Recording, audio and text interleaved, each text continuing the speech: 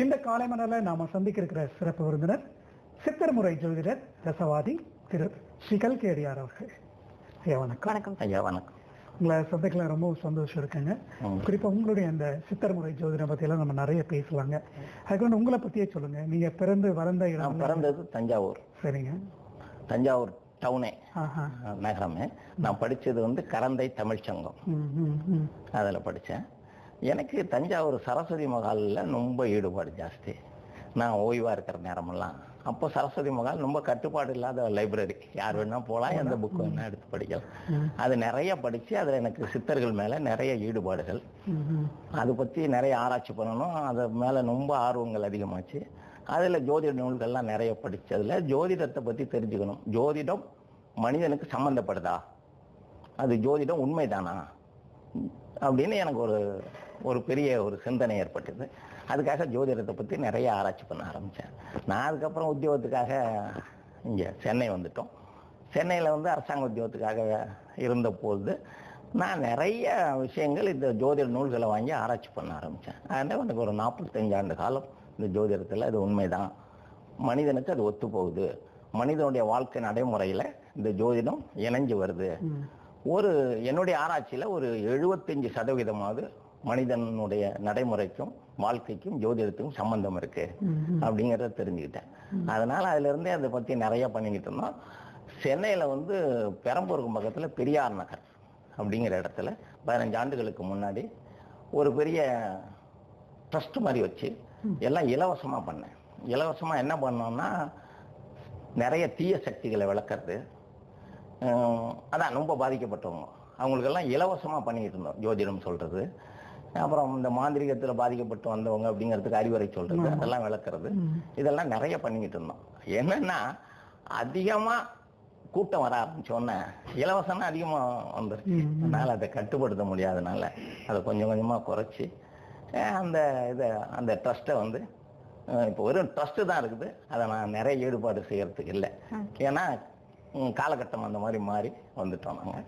இப்போ என்னுடைய ஜோதிட ஆராய்ச்சியில் இந்த 45 ஆண்டு கால அனுபவத்தில் இந்த சித்தர் முறை ஜோதிடம் அப்படிங்கிறதுக்கும் சாதா ஜோதிடத்துக்கும் நிறைய வித்தியாசங்கள் இருக்கு.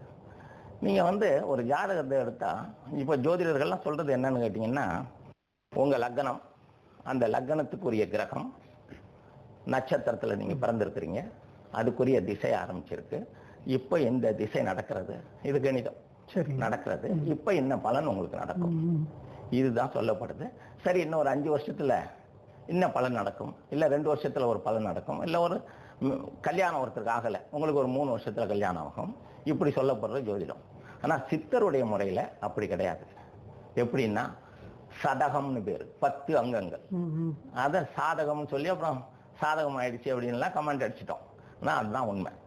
இந்த 10 அங்கங்களும் 10 விதமான கணிதம். லக்னம், ராசி, லக்னாதிபதி, ராசியாதிபதி, லக்னத்தினுடைய அதிபதி நின்ன நட்சத்திரம், அந்த நட்சத்திரத்துக்கு அதிபதியினுடைய கிரகம், அந்த ராசியாதிபதியினுடைய கிரகம், அதனுடைய எந்த நட்சத்திரத்தில் இருந்ததோ அந்த நட்சத்திரத்தின் அதிபதியினுடைய கிரகம், இவ்வளவையும் 10 அங்கங்களையும் கணிதம் செய்து அவனுக்கு என்ன பலன் நடக்குது அந்த ஜாதகனுக்கு அப்படின்னு சொல்றதுதான் சித்தர் ஜோதிடம். இப்ப சாதாரண ஜோதிடத்தில் நான் உங்களுக்கு சொன்னேன், ஒரு 3 வருஷத்துல உங்களுக்கு ஒருத்தர் மேரேஜ் ஆகல, கல்யாணம் ஆகலன்னு வந்து கேட்கிறேன், உங்களுக்கு ஒரு 3 வருஷத்துல கல்யாணம் ஆயிடுங்க, இல்ல ஒரு 2 வருஷத்துல ஆயிடும் அப்படின்னு மொத்தமா சொல்றது. ஆனா சித்தர் ஜோதிடத்துல அப்படி இல்லை. இந்த வருஷம் இந்த மாசம் இத்தனாம் தேதியிலிருந்து இந்த தேதிக்குள்ள உங்களுக்கு கல்யாணம் நடக்கும் அப்படின்னு சொல்ல முடியும். அதே போல சாதா ஜோதிடத்துல, இப்ப சொல்லப்படுற ஜோதிடத்துல நீங்க ஒரு வியாபாரம் செய்யுங்க, வியாபாரம் வந்து நல்ல விருத்திக்கு வரும் உங்களுக்கு அப்படின்னு சொல்லிட முடியும். ஆனா சித்தருடைய ஜோதிட முறைப்படி கணித்தா நீங்க என்ன பொருளை தான் வாங்கி விற்கணும், இந்த காலகட்டத்துல தான் வியாபாரம் செய்யணும், இந்த வியாபாரத்துல உங்களுக்கு நல்ல பலன் கிடைக்கும், லாபம் கிடைக்கும், அது என்ன பொருள் வாங்கி நீங்க விற்கலாம், கமிஷன் செய்யலாமா, பொருளை வாங்கி விற்கலாமா, தரகு வியாபாரம், இப்படி தனித்தனியா பிரிச்சு சொல்ல முடியும். இப்போ இந்த சித்தர் ஜோதிடம் அப்படிங்கும்போது அந்த 10 அங்கங்கள் சொன்னீங்க இல்லைங்களா, அது விரிவா சொல்லுங்களா, அது எப்படி கணிக்கிறீங்க நீங்க அதை வச்சு? ஒரு ஜாதகத்துல அந்த ஜாதகம் என்ன லக்னம், இப்ப ஒரு உதாரணமா எடுத்துக்கிட்டா ஒரு துலா லக்னமாவே இருக்குதுன்னு சரிங்க. அந்த லக்னத்துக்கு அதிபதி சுக்கிரன். அந்த சுக்கிரன் எந்த இடத்துல இருக்குது, அந்த சுக்கிரன் இருக்கிற நட்சத்திரம் சரி. அப்புறம் ராசி சந்திரன் எங்க போய் நின்னுது, அந்த ராசி எந்த சந்திரன் எந்த நட்சத்திரத்துல போய் இருக்குது, அந்த நட்சத்திரத்தினுடைய அதிபதி, அந்த நட்சத்திரத்துக்கு அதிபதியான உரிய கிரகம் எது, அப்புறம் இந்த லக்னத்திலிருந்து எத்தனாவது வீட்டுல 4, 5, 6, 7, 8 அப்படின்னு 12 ராசி கட்டங்கள்ல எத்தனாவது இடத்துல இருக்கு, ராசி எத்தனாவது இடமா இருக்கு, இந்த லக்னத்துக்கு இந்த 9 கிரகங்களும் நட்பு, ஆட்சி, உச்சம் இல்ல பகை, நீச்சம் இவ்வளவையும் பார்க்கறது தான் சித்தர் ஜோதிடம். இந்த 10 அங்கங்களையும் பார்ப்போம். மற்ற ஜாதகங்கள் கணிக்கிறது வேற முறைங்களா? மற்ற ஜாதகங்கள் கணிக்கிறது எல்லாம் ஒண்ணுதான் கணிக்கலாம். ஆனா பார்க்கும்போது என்ன செய்யறாங்கன்னா, எந்த நட்சத்திரத்துல இந்த கிரகம் இருந்தது, அந்த நட்சத்திரத்துக்கு அதிபதியான கிரகம் எங்க போயிருக்குது. அது இப்போ துலாலகணத்துக்கு உதாரணம் சொல்லணும்னா, துலாலகணத்துக்கு ஒருத்தன் அவிட்ட நட்சத்திரத்துல பிறக்கிறான்னு வச்சுங்க. அவிட்ட நட்சத்திரங்கிறது செவ்வானுடைய நட்சத்திரம், புரியுதுங்களா? அந்த லக்னாதிபதியான சுக்கிரன் போய் செவ்வாய் வீட்டுல செவ்வானுடைய நட்சத்திரத்திலே இருக்கிறான், அவிட்ட நட்சத்திரத்துல இருக்கிறான்னா இவன் பிறந்தது அவிட்ட நட்சத்திரம்னு சொன்னா, அப்போ சுக்கிரனும் சந்திரனும் ஒன்னாவே இருப்பான். எங்க மகரத்துல இருப்பான், இல்லைன்னா கும்பத்துல இருப்பான். அது பிறக்கிற பாதம் நேரங்களை பொறுத்து. அப்படி இருக்கும்போது இந்த சுக்கிரன் துலாலகணத்துக்கு மாரகாதிபதியான செவ்வானுடைய நட்சத்திரத்துல போயிருந்ததுனால சுக்கிரன் அவ்வளவு விசேஷ பலன் இவனுக்கு செய்ய மாட்டான். லக்னாதிபதி எப்பவுமே விசேஷ பலன் செய்யணும், ரொம்ப சிறப்பான பலனை செய்யணும். ஆனா அப்படி செய்ய முடியாத சூழ்நிலைக்கு இந்த கிரகம் அமைஞ்சு போச்சு. ஆனா சந்திரன் 10ஆம் அதிபதி, அவனும் அவன் கூடவே இருக்கிறதுனால இது ஒரு மகா யோகம்னு சொல்லுவோம். ஆனா அந்த மகா யோகம் இவங்களுக்கு சரியான பலன் கொடுக்க முடியாத காரணம் என்னன்னா, 2 பேருமே அந்த மாரகாதிபதியினுடைய நட்சத்திரத்துல இருக்கிறதுனால. இதை கண்டுபிடிச்சு சொல்றதுதான் சித்தருடைய முறை. இல்லைன்னா நீங்க 4ல சுக்கிரன் சந்திரன் ஒன்னா இருந்தா உங்களுக்கு மகா யோகம். அது சொந்தமாக பெரிய மாட மாளிகைலாம் கட்டுவீங்க, வாகன யோகம் 10 வாகனம் இருக்கும் இப்படின்னு சொல்லிடலாம். இது சாதாரணமான கணிதத்துல சொல்லிடலாம். இப்படி ஒவ்வொன்றுக்கும் உதாரணங்கள் சொல்லப்படும்.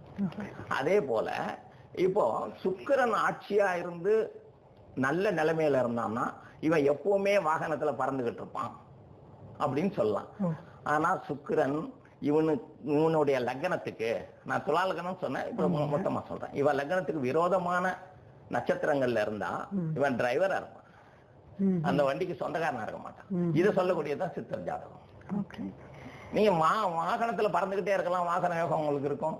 இப்ப நான் சொல்றேன், அந்த மாதிரி நல்ல சுக்கிரன் உங்களுக்கு ஆட்சி ஆகி ராகு கேதோட சேர்ந்து நல்ல 9ஆம் இடத்துல இருக்கான், நீங்க எப்பவுமே பிளைட்லயே போயிட்டு இருக்கலாம், அகாயமானத்திலே பறக்கக்கூடிய வாய்ப்பு இருக்கு அப்படின்னு சொல்லலாம். இது மொத்தமா சொல்றது. அது இருக்கிற நட்சத்திரத்தை வச்சு இவன் பிளைட்ல கூட்டி பெருக்கக்கூடிய ஒரு சாதாரண ஊழியரா இருப்பான், அவனும் பிளைட்ல தானே இருப்பான். இதை கண்டுபிடிக்கிறதா சித்தருடைய பறை. இது ஒட்டுமொத்தமா நாம அப்படி சொல்லிட முடியாது. சித்தருடைய ஜாதகம் முறைப்படி அந்த நட்சத்திரங்களை வச்சு அது பலமா இருக்கு, இவன் அந்த தகுதியோட இருப்பான், இல்ல இவன் அந்த இடத்துல இருப்பான், இடத்துல இருக்கிறது வேற, அந்த தகுதியோட இருக்கிறது வேற. இப்போ ஒரு கலெக்டர் ஆபீஸ்ல ஒருத்தர் வேலை செய்யறாருன்னு சொல்றது வேற, கலெக்டரா இருக்கிறது வேற. அந்த வித்தியாசங்களை கண்டுபிடிக்கிறது தான் சித்தர் முறை. சார், இப்போ சித்தர் முறை ஜோதிடம் பத்தி சொல்லிட்டு இருக்கீங்க இல்லையா? இப்ப எண் கணிதம் அப்படின்னு சொல்றாங்க. இந்த எண் கணிதத்துக்கும் சித்தர் முறை ஜோதிடத்துக்கும் எதுவும் சம்பந்தம் இருக்கா? சித்தர்கள் சொன்ன எண் கணிதம் வேற. அது சொன்னா நீங்க அந்த இதெல்லாம் பார்த்திருப்பீங்க, கோவில்கள் எல்லாம் பிரதிஷ்டை பண்ணும் போது, இல்லைன்னா சில மாந்திரிக சக்கரங்கள்லாம் போடுவாங்க, இந்த செப்பு தகட்டுல சக்கரம்லாம் எழுதுவாங்க, அதுல சில நம்பர் வரும், பாத்துறீங்களா நீங்க? நம்பர் வரும்.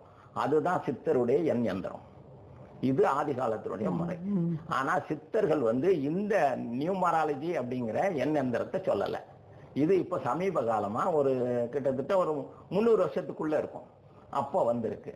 இந்த எண்கணிதத்தை வச்சுக்கிட்டு நீங்க எண்கணிதமும் ஜாதகத்துல நல்ல உங்களுக்கு பலன் தரும், இல்லைன்னா உங்களுக்கு பலன் தராது. இன்னொரு இதுக்கு உதாரணம் நான் சொல்லணும்னு சொன்னா, ஜோதிடத்துக்கு தான் ஏன் முக்கியத்துவம் கொடுக்கிறோம்னா, ஒரு லக்னத்துக்கு ஒரு ஜாதகத்துல ஒரு லக்னத்துக்கு 9க்குரிய கிரகம் 9ஆம் அதிபதி, அது எங்க பாஷையில சொன்னா 9ஆம் அதிபதி, 5ஆம் அதிபதி, 10ஆம் அதிபதி, லக்னாதிபதி, இவங்களுடைய திசை நடக்கும் போது ஒருத்தர் எண்கணிதம் பார்க்க வேண்டியதில்லை, வாஸ்து சாஸ்திரம் பார்க்க வேண்டியதில்லை. அந்த திசை யோகத்தை செய்யும். ஆனா அதே லக்னத்துக்கு 6ஆம் அதிபதி, 8ஆம் அதிபதி, 3ஆம் அதிபதி, 3ஆம் அதிபதின்னு சொல்றது அந்த இடத்துக்குரிய கிரகம். இப்ப லக்னம்னு போட்டிருப்பான் ஜாதகத்துல, அதுல இருந்து லான்னு இருக்கும், அதுல இருந்து 3ஆவது இடத்துக்குரிய கிரகம். அந்த கிரகத்தினுடைய திசை நடக்கும்போது உங்களுக்கு நற்பலன் செய்யாது. நீங்க என்னதான் எண் கணிதப்படி உங்க பேரை மாத்திக்கிட்டாலும், இல்ல நீங்க வாஸ்துப்படி வாஸ்து நிறைஞ்ச ஒரு வீட்டுல வாசம் பண்ணாலும் நற்பலன் இருக்காது. அதுல நீங்க நம்ம சொல்றதுக்கு நிறைய வாய்ப்பு இருக்கும். சொல்லுவாங்க, நான் எண் கணிதத்துல போய் பேரை மாத்தினேன், அப்போ எனக்கு ஒன்றும் பிரயோஜனம் இல்லை. அப்ப ஜாதகம் தான் அடிப்படை. இந்த எண் கணிதம் நீங்க செய்யணும்னு விரும்பினா கூட அடிப்படையான உங்களுடைய சொந்த சுய ஜாதகத்துல எந்த கிரகம் யோக கிரகமோ, இப்படி ஒவ்வொரு லக்னத்துக்கும் ஒரு யோக கிரகம் இருக்கு. விருச்சக லக்னம் எடுத்தீங்கன்னா 2-5 குரு தான் யோகாதிபதி, பிரகஸ்பதி. குருவுக்கு நீங்க என்ன எண் கணிதத்துல 3ஆம் நம்பர் கொடுத்துருக்கான். நீங்க அதை உபயோகப்படுத்தினால் நல்ல பலன் தரும். இந்த ஜாதகத்துல இருக்கக்கூடிய கிரக வலிமைக்கு தகுந்த என்ன நீங்க எண் கணிதமா உபயோகப்படுத்தினால் ஒழிய, வெறும் நான் பிறந்த தேதி 8ல பிறந்தேன், இல்ல கூட்டுத்தொகை 8 வந்திருக்குது அப்படின்னா 8ஆவது தேதியில பிறந்தவங்க கூட ரொம்ப ஓகோன்னு இருப்பாங்க, நீங்க பார்த்துருக்கலாம். அதே போல 1ல பிறந்தவங்க எல்லாம் ரொம்ப சிறப்பானவங்க, 1ல பிறந்தவங்க ரொம்ப கஷ்டப்பட்டுக்கிட்டு இருப்பாங்க. என்னன்னா அவங்களுடைய ஜாதகத்துல அந்த கிரகம் வலிமை இல்லாம இருக்கும். அதனால எண் எந்திரம்ங்கிறது அது நிறைய பேர் பாக்குறாங்க. ஆனா இதுதான் அதனுடைய சூட்சமும், அதனுடைய உட்கருத்து. இப்ப எதிர்காலத்தை கணிக்க முடியும் அப்படின்னு சொல்றாங்களா சார் ஜாதகத்துல? குறிப்பா இந்த சித்திர முறை ஜாதகத்துல எவ்வளவு தூரம் அது துல்லியமா கணிக்க முடியும்? துல்லியமா கணிக்க முடியும். 90% கணிக்க முடியும். இது அனுபவத்தால் கண்ட உண்மை. என்ன நீங்க அதுல ஏதாவது குறைபாடு ஏற்படுமானால் நீங்க கொடுத்த டைம், அதான் நேரம், பிறந்த நேரத்துல வித்தியாசங்கள் வரலாம். அதுக்காக இப்ப நாங்கெல்லாம் கணிக்கும் போது என்ன செய்வோம்னா, நீங்க 8-5க்கு ஒரு குழந்தை பிறந்திருக்குது அப்படின்னு எங்ககிட்ட ஜாதகத்தை கொடுக்குறீங்க. அது குழந்தையா இருந்தா தான் நல்லா கண்டுபிடிக்கிறது கொஞ்சம் கஷ்டமா இருக்கும். இப்போ ஒரு 5-6 மாசம் குழந்தையா இருந்தா தான் கண்டுபிடிக்கிறது கஷ்டமா இருக்கும். இல்ல ஒரு வளர்ந்த மனிதனா இருந்து, வயசு வந்த மனிதனா இருந்து, நான் 1952 5வது மாசம் 23ஆம் தேதி ராத்திரி 8:30க்கு பிறந்தேன் அப்படின்னு சொன்னா, நான் என்ன பண்ணுவேன்னா, அந்த லக்னத்தை கணிச்சு அந்த லக்னத்துக்கு உங்களுக்கு சம்பந்தம் இருக்கான்னு பார்ப்பேன். இது நாங்க ஆராய்ச்சி பண்ணி பார்ப்போம்.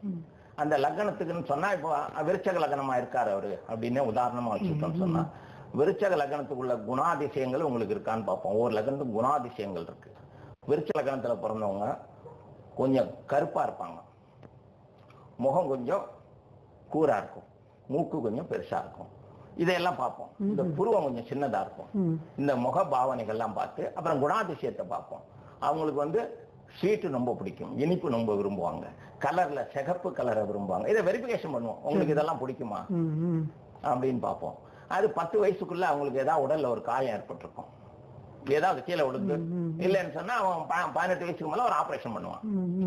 இந்த வெரிஃபிகேஷன் எல்லாம் பண்ணி அதுக்கப்புறம் தான் நாங்க அவளுக்கு ஜோசியம் சொல்ல ஆரம்பிப்பேன். இப்ப என்ன பொறுத்த அளவுல அப்படி நான் கேட்கிற அந்த கேள்வி மாறி வருமையானால் நீங்க கொடுத்துருக்கிற டைம் தப்பா இருக்கு.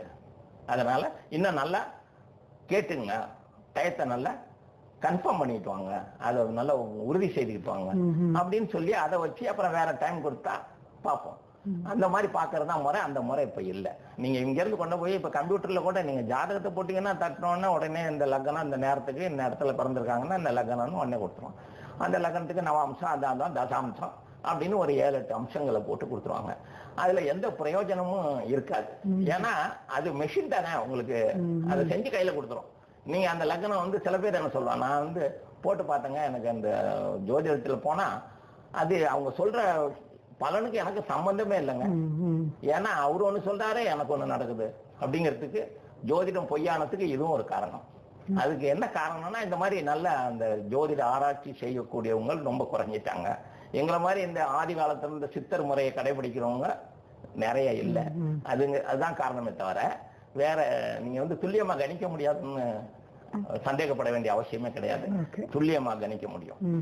சித்தர் முறை ஜோதிடத்துல எப்படி கணிக்கிறீங்க, இது எந்த அளவுக்கு உண்மையா இருக்குன்னு ரொம்ப அழகா சொல்லிட்டு இருக்கீங்க. ஒரு சின்ன இடைவேளைக்கு அப்புறம் தொடர்ந்து பேசலாங்க.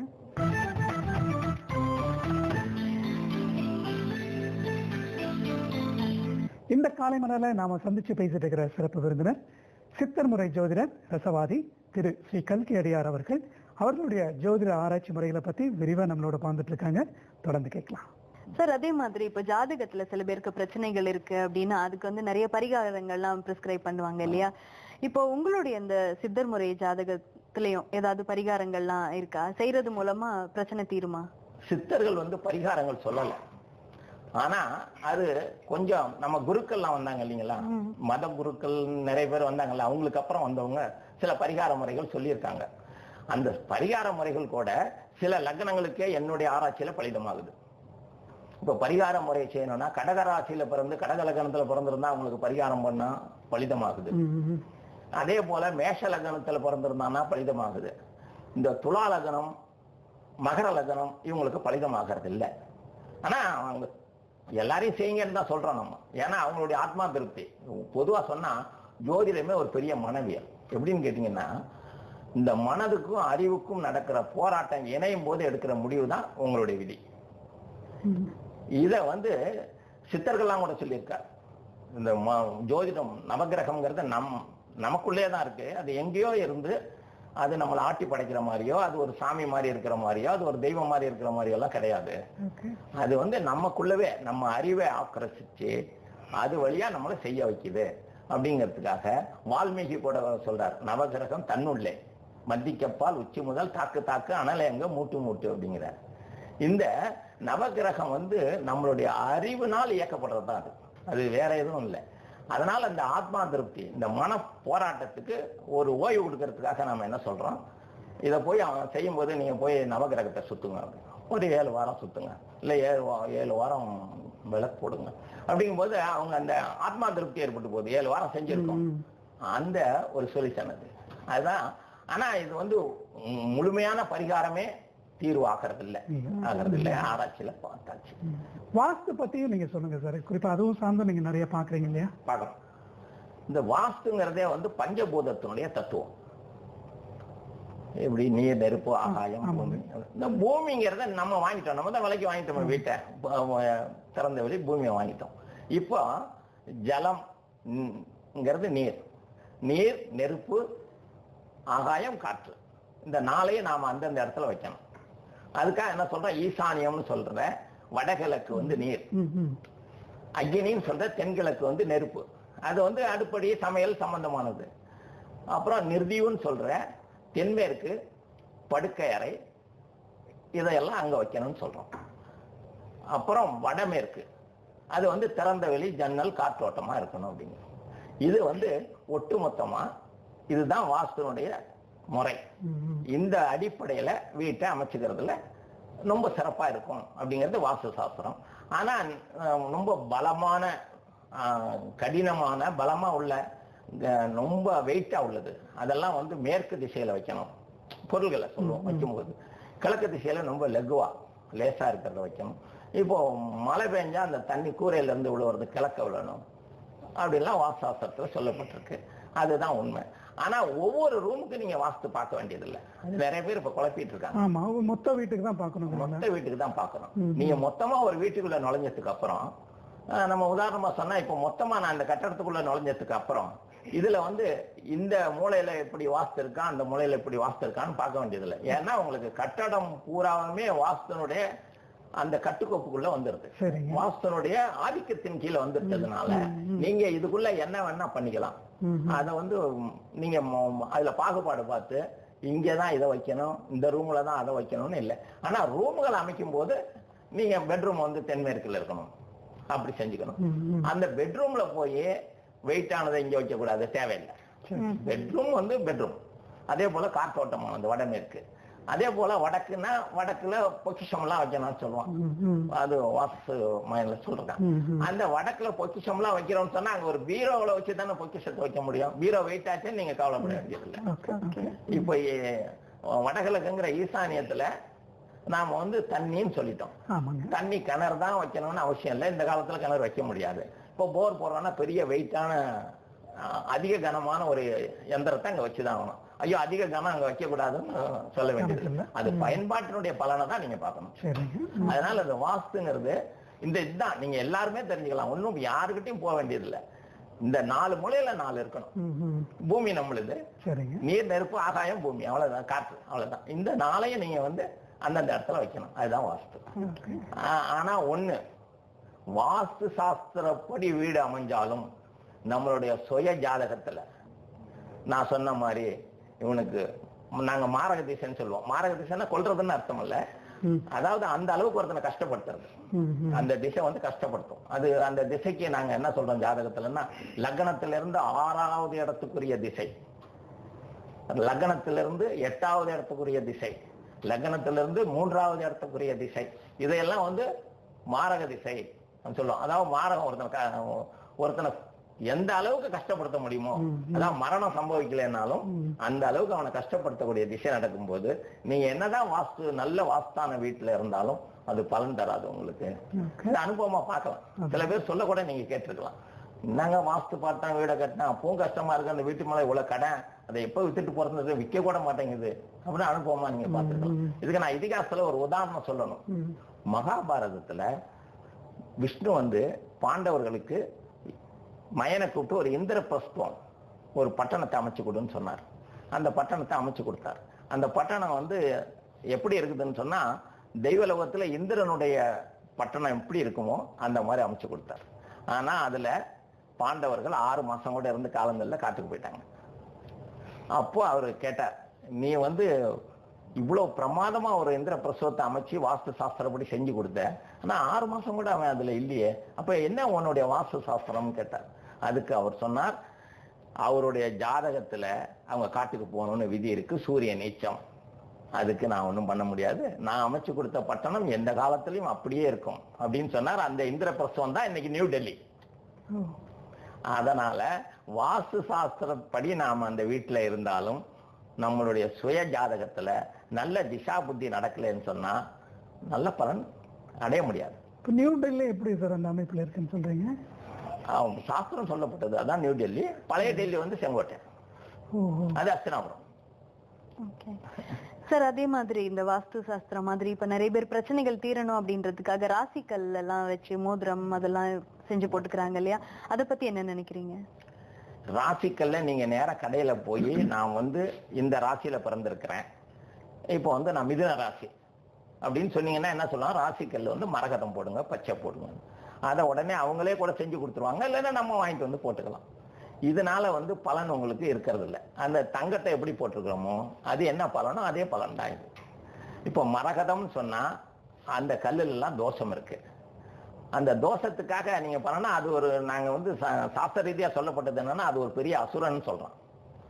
ஒரு அசுரன் போய் ரொம்ப கொடுமை பண்ணிக்கிட்டு இருந்தா, அதுக்காக இந்திரன் போய் அந்த அசுரனை அழிக்கிறதுக்காக நீ ஏதாவது ஒரு உபாயம் பண்ணுன்னு இந்திரன்ட்ட சொன்னாங்க. அவன் போய் நான் ஒரு பெரிய யாகம் ஒண்ணு பண்ண போறேன், அந்த யாகத்துக்கு நீ வந்து பசுவா வந்து உதவி பண்ணணும் அப்படின்னா, அந்த அசுரனுக்கும் தெரியும் பசுவா போனா யாகத்துல நம்மளை பலியிட்டுருவாங்க அப்படின்னு. அவன் சொன்னா, சரி நீ என்ன சொன்னாலும் சிவபெருமானுக்காக என்னுடைய உடல் அர்ப்பணிக்கப்படுதுன்னா நான் அதை வந்து பெருமையா ஏத்துக்கிறேன்னு அவன் வந்தான். வந்து அந்த யாகத்தை செய்யும் போது அவனுடைய அங்கங்களை வெட்டி 8 திக்குல எரிஞ்சாங்க. அப்ப அந்த பல்லு விழுந்த இடம் வைரம் முளைச்சது. அதான் இதுல சொல்லப்படுது. அந்த இதயம் இருக்குது பாத்தீங்களா, அந்த இதய கமலை விழுந்ததுதான் மரகதம். இப்படி ஒவ்வொரு அங்கங்களும் விழுந்த இடம் தான், ரத்தம் விழுந்த இடம் தான் இது பவளம். இப்படி இருக்கிறதுனால அதுக்கு வந்து சிவதோஷம் உண்டு அப்படின்னு சொல்றோம். அதனால நீங்க அந்த கல்லை நேரடியா போடுறதுனால பலன் இருக்காது, அதனால கெடுதல் ஒண்ணு இல்லை, பலன் இருக்காது. அதுக்காக என்ன சொல்றேன், இப்ப மரகதம் வாங்கி போடுறேன், பச்சை போடுறேன்னு வச்சுங்க, அந்த கல்லை ஒரு 11 நாள் குதிரையினுடைய சிறுநீர்ல ஊற வைக்கணும். அதுக்கப்புறம் தான் அதை எடுத்து கழுவி பூஜை பண்ணி போட்டீங்கன்னா பலன் தரும். இப்போ புஷ்பரகம் யார் பார்த்தாலும் ஒரு புஷ்பரகம் எடுத்து கையில போட்டுவாங்க. புஷ்பரகத்தை போடணும்னா அதை 12 நாள் பசும்பால்ல ஊற வைக்கணும். இப்படி ஒவ்வொன்றும் உதாரணம் சொன்ன உங்களுக்கு, ஒவ்வொரு கல்லும் இந்த மாதிரி செய்தால் ஒழிய உங்களுக்கு பலன் தராது. அதே போல ப்ளூ கல், இப்ப நான் மகர ராசி போய் கேட்குறீங்க, ப்ளூ கல் போட்டுக்கணும், ப்ளூ கொடுப்பான். அந்த ப்ளூவை வாங்கிட்டு வந்து கையில போட்டீங்கன்னா அது இதே போலதான். அதை எளிவா கிடைக்கிறது எள்ளு, அந்த எள்ளுல 9 நாள் வைக்கணும். அப்படி வச்சு போட்டாதான் உங்களுக்கு பலன் தரும். ஏன்னா அது இன்னும் அதிகமான பலன் தரணும்னா அதுக்கு மூலிகை எல்லாம் கிடைக்காது. அதுக்காக லெகுவா கிடைக்கிறது ஏதோ அதை சொல்லியிருக்கேன். பட் இப்படி ஒவ்வொன்றுக்கும் ஒவ்வொரு உபாயம் இருக்கு, ஒவ்வொரு அதுக்கு ஒவ்வொரு சாரம் இருக்கு. சாரம் சொல்றோம், அந்த செஞ்சாதான் உங்களுக்கு அது பலன் தரும். அதனால இந்த 9 கல்லுக்குமே 9 கிரகத்துக்குரிய கல்லுக்குமே இந்த மாதிரி ஒவ்வொரு உபாயங்களை செய்யணும். அதுதான் அது செஞ்சா நல்லா இருக்கும். சரி, இப்போ ரசவாதி அப்படின்னு உங்களை நீங்க சொல்லிக்கிறீங்க இல்லையா? சோ ரசவாதி அப்படின்னா என்ன சார், என்ன செய்யறாங்க? இந்த ஆதி காலத்துல சித்தர்கள் இந்த பாதரசம் உங்களுக்கு தெரியும் இல்லைங்களா? பாதரசம் பூமி தோன்ற காலத்துல இருந்து பாதரசம் இருக்கு. அதுக்கப்புறம் தான் பல மூலிகைகள்லாம் தோன்றி பீடபூமியில அது மறைஞ்சி காலப்போக்கில் அபூர்வமான மூலிகைகள்லாம் மறைஞ்சே போயிடுச்சு, இப்ப இல்லை. ஆனா ரசம், பாதரசம் அன்னைக்கு தோன்றி இன்னைய வரைக்கும் அதனுடைய தன்மை மாறாம அப்படியே இருக்கு. அது இல்லாம அது எதோடையுமே இணையாது, தங்கத்தை மட்டுமே இணைச்சு கெடுத்துடும். நீங்க தங்கத்துல பாதரசம் பட்டுதுன்னா உடனே வெள்ளையாயிடும், கெடுத்துடும். வேற எதுலையுமே அது இணையாது. அந்த பாதரசத்தை சித்தர்கள்லாம் என்ன பண்ணியிருக்காங்கன்னா தாழ்ந்த உலோகத்து மேல அதை புடம் வச்சு அதை தங்கமா மாற்றிருக்காங்க.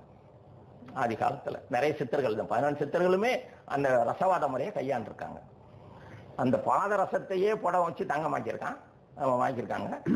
அதே வேற ஒரு உலோகத்து மேல அதை பிரவேசிக்க விட்டு புடமாக்கி பண்ணியிருக்காங்க. அதுக்கு நிறைய மூலிகைகள்லாம் அவங்க கையாண்டிருக்காங்க. அது இப்ப கிடையாது, இப்ப செய்ய முடியாது, சாத்தியக்கூறு இல்லை. ஆனா சித்தர் முறைகள்ல என்ன செய்யலாம்னா அந்த பாதரசத்தோட சில மூலிகைகளை கலந்து, இப்ப நான் இங்கேயே உங்களுக்கு செஞ்சு காமிச்சிருவேன். அதை அப்படியே பவுடர் மாதிரி ஆக்கி அதை குழைச்சி ஒரு விக்கிரகமா செஞ்சிடும்.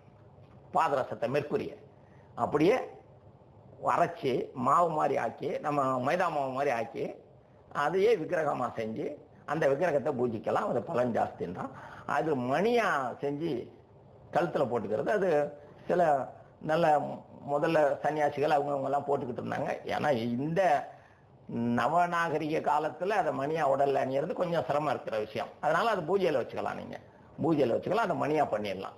மணியா நான் லைவா கூட பண்ணி காட்ட முடியும், அது பண்ணிடலாம். அதை மந்திர பிரதிஷ்டை பண்றதுக்கு அது ரொம்ப சிறந்ததுன்னு சொல்றான். எப்படின்னா அந்த மணியை வச்சு நீங்க ஒரு மந்திரத்தை சொன்னா அது 100 மடங்கு பலன் தரும். ஒரு விக்கிரகத்தை வச்சு பாதரசத்துல செஞ்சு ஒரு மந்திரத்தை, இப்போ ஒரு விநாயகர் விக்கிரகம் செஞ்சு அதை வச்சு விநாயகர் மந்திரத்தை சொன்னீங்கன்னா சாதாரணமா நீங்க விநாயகரை பூஜிக்கிறத விட ஒரு 25-30 மடங்கு பலம் ஜாஸ்தியா கிடைக்கும் உங்களுக்கு. அது மாதிரி அப்புறம் இந்த முதல்ல சொன்ன பார்த்தீங்களா சித்தருடைய எந்திரம், இந்த எந்திரங்கள்லாம் எழுதுறாங்க இல்லையா? இப்போ கடையில வியாபாரங்களுக்கு எந்திரங்கள், இல்லைன்னா ஒரு ஒரு துஷ்ட சக்தியை விளக்கறதுக்காக எந்திரங்கள் அதெல்லாம் செஞ்சு கொடுக்குறாங்க இல்லையா? அதை நீங்க பூஜிங்க அப்படின்னு சொல்லி நிறைய பண்ணும். அந்த மாதிரி எந்திரங்கள்ல இந்த ரசத்தை மூலிகைகளோட கலந்து அதுல அப்படியே பேஸ்ட் மாதிரி அப்ளை பண்ணி அது மேல தடவிட்டு அதை பிரேம் போட்டு பூஜித்தா அது இன்னும் பலன் ஜாஸ்தியா கொடுக்கும். நமக்கு தீய சக்தியை விலைக்கு நற்பலன் கொடுக்கும் அப்படின்னு சொல்றோம். இதை நீங்க பார்த்தோன்னா இப்ப கோவில்ல பாதரசம் வைக்காம எந்த விக்கிரகமும் பிரதிஷ்டை பண்ண முடியாது. இப்ப எந்த விக்கிரகத்தை பிரதிஷ்டை பண்ணாலும் அதுக்கு அடியில பாதரசத்தை வச்சுதான் பிரதிஷ்டை பண்ண முடியும். அப்பதான் அதுக்கு பவர் இருக்கும், அது ஒரு தெய்வீக தன்மையோட இருக்கும். இல்லைன்னா அதுக்கு ஒண்ணு இருக்காது. இது ரசவாத முறை. ஆனா ரசவாதம்னாவே ரசத்தை தங்கமாக்குறதுன்னு அர்த்தம். ஆனா அது இப்ப செய்ய முடியாதுங்கிறதுனால அதை நமக்கு இப்ப தற்காலத்துக்கு எப்படி அதை உபயோகப்படுத்திக்கலாம் அப்படிங்கிறதுக்காக சில முறைகள் சொல்லியிருக்காங்க. அதை தான் இந்த ரசவாதத்துல நாம செய்யறதா சொல்றோம். ரொம்பவே சிறப்பா இருந்தது சார். குறிப்பா உங்களுடைய இந்த சித்தர் முறை ஜோதிட அனுபவங்களை பத்தி விரிவா எங்களோட பகிர்ந்துட்டீங்க. எங்களுடைய நிகழ்ச்சியில கலந்துகிட்டு சிறப்பிச்சதுக்கு உங்களுக்கு எங்களுடைய நன்றி சார். ஓம் நன்றி.